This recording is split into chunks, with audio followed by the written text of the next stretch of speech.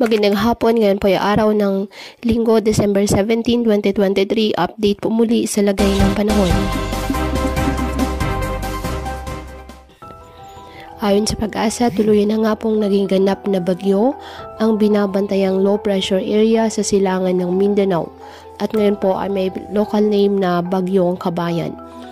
Sa ngayon, taglay nito ang lakas ng hangin na umaabot sa 50 km per hour at pagbugsong maabot sa 75 km per hour.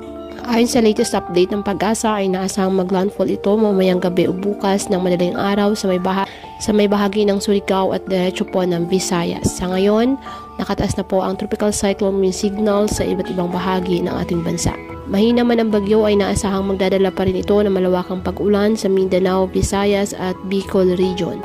Nakataas ang signal number 1 sa the southern portion of Samar, the southern portion of eastern Samar, Leyte, southern Leyte, Bohol, Camotes Islands, Dinagat Islands, Surigao del Norte, Surigao del Sur, Agusan del Norte, Agusan del Sur, the northern portion of Davao Oriental, the northern portion of Davao de Oro, Misamis Oriental, Camiguin, at the northern portion of Bukidnon.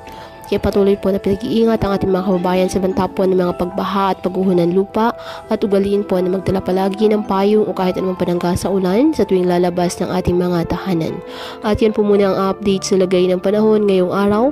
Muli patuloy po tayo na mag-ingat at palaging tandaan, God loves you. Stay safe and God bless.